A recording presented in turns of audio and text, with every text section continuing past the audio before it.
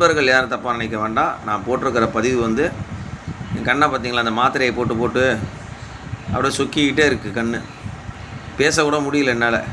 அதுக்காக அந்த மழையில் ஜில்லுன்னு தலையில் தண்ணியை ஊற்றி குளிச்சு விட்டு உட்காந்து பதிவு போடுறேன். அப்போ தான் கொஞ்சம் பேச முடியுன்றதுக்காக.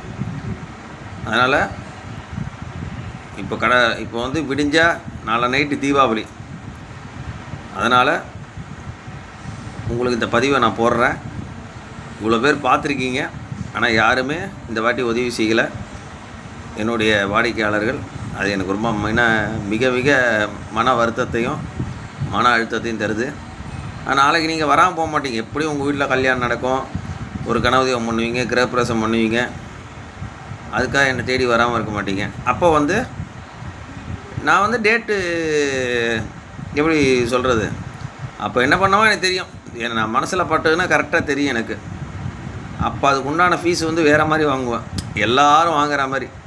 ஒரு வீட்டில் பார்த்தீங்கன்னா ஒரு ஐயர் பார்த்தீங்கன்னா இந்த வீட்டில் இருக்கிற ஒட்டு மொத்தத்தையும் தொடச்சி தூக்கிட்டு போயிடுவோம். ஒரு படத்தில் பார்த்தீங்கன்னா வடிவேல் உள்ளே போவான்.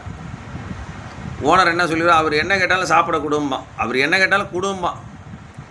கடைசியில் பார்த்தா அண்டா குண்டா மாவு சட்டி அவன் பொண்டாட்டின்னு சேர்த்து தூக்கின்னு போயிடுவான். அந்த மாதிரி தூக்கின்னு போயிடுவானுங்க பூஜைகளுக்கு வந்தால் வீட்டில். நான் எதையுமே தொட மாட்டேன். என்னுடைய சம்பளம்